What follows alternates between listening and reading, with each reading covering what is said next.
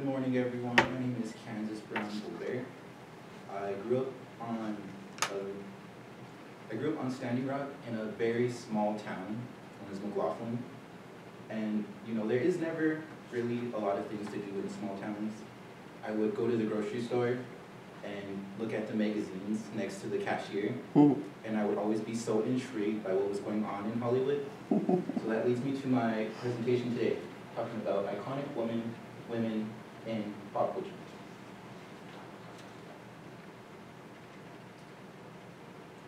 I found this quote, and I really liked it. I do believe it resonates. It did resonate. Popular culture represents a common denominator, something that cuts across most economic, social, and educational barriers. And I believe that to be true. You do not need a degree or to be a part of a certain class to enjoy pop culture. It's really just, whoever likes it, likes it. Leads me to these questions. What is pop culture? What is an icon?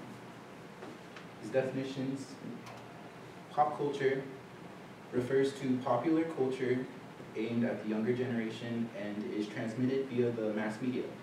Otherwise, a set of beliefs, values, actions, objects, or goods and practices that are popular at any given time and space in society. Usually refers to art, literature, fashion, dance, film, television, magazines, and ways of living.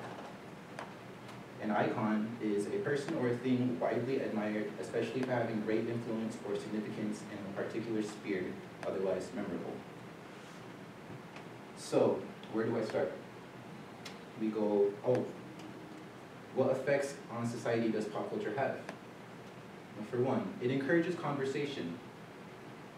You might not know a person very well, but there's a good chance that they've seen the newest superhero movie or played the latest popular video game. Your knowledge of those pieces of pop culture gives you something to talk about with someone who would otherwise just be a stranger. Also, it's how we express ourselves. When you show interest in something from pop culture, it shows what you value as an individual. Pop culture has a real effect on your everyday life and how you see yourself in relation to others. Also, it keeps society moving. When new books, movies, and games come out, you're exposed to new ideas, new stories, new characters, and even new writers and artists who bring their own experiences into pop culture. That means you have new experiences all the time, which makes you more aware of what's going on in the world around you. Every day is an opportunity to discover something new that you love. So where do we start? We can go back to the golden age of Hollywood. While the Dust Bowl ravaged the Great Plains of America, stars were literally being made in Hollywood. Thanks to the introduction of sound to film during the later part of the 1920s, more than 7,500 movies were released through the 1930s. These movies were known as talkies. Soon-to-be pop culture icons such as Judy Garland, Joan Crawford, Bette Davis, and even Betty Boop began their rise to icon status during the golden age of Hollywood. Why they are icons? Judy Garland is best known for The Wizard of Oz and singing Over the Rainbow. However, she was often very vocal about the abuse she endured as a teen while becoming a movie star. Joan Crawford and Bette Davis, best known for Hollywood's Greatest Feud, that came to a head when they both filmed the movie Whatever Happened to Baby Jane. There's also a show on Hulu called Feud. Basically follows their entire feud. Betty Boop was the first illustrated sex symbol, reminding Depression-era audiences of the carefree days of the 1920s. Did you know Boop was originally inspired by Baby Esther Jones, a black woman from Chicago who was well known for her singing in the 1920s. From the golden age of Hollywood, we can go into the 40s, 50s, 60s, and 70s. Although many women graced these decades with their presence, few would be influentially remembered as icons, such as Hattie McDaniel, Marilyn Monroe, Rosa Parks, Jackie O, Diana Ross, and Cher. Hattie McDaniel was the first black woman, the first African American to win an Academy Award for her role as Mammy in Gone with the Wind. There she is pictured with her award. I really love this one. In the 1950s, we have Rosa Parks, the first lady of civil rights. 1955, she refused to give up her seat to a white passenger in Montgomery, Alabama, and we all know where it went from there. She was awarded NAACP's highest honor, the Springer Medal, in 1977 for her work in civil rights. Also from the 1950s, we have Marilyn Monroe, who was born Norma Jean Baker. She starred in 23 movies that grossed more than $200 million. She overcame her early image as a dumb and seductive blonde, winning critical acclaim as a serious actress for Some Like It Hot. Great movie.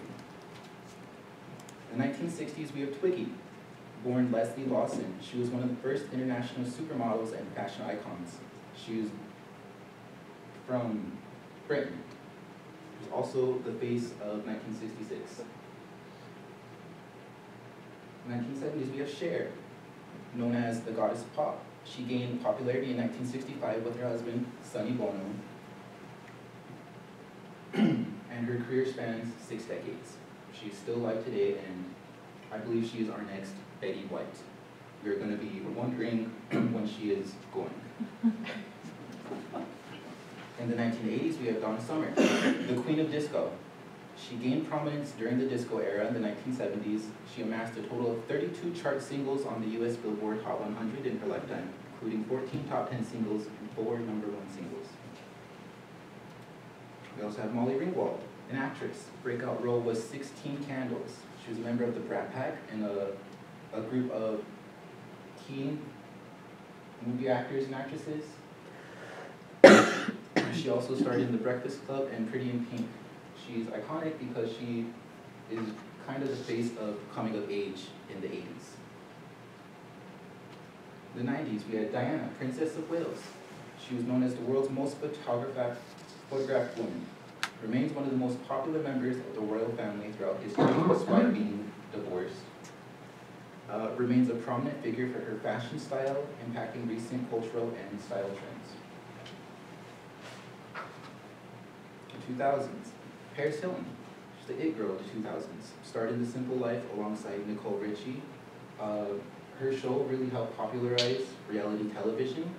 After The Simple Life, there was a lot of advertising for MTV's reality television series. I believe this thing's her. In the 2010s, we have Rihanna. She was born Robin Rihanna Fenty. With sales of over 250 million records worldwide, she is the second best-selling female music artist of all time. She's also the founder of Fenty Beauty and Savage X Fenty. These are icons, and in conclusion, not all icons are remembered for positive things. You just need to be memorable. Do I have any questions?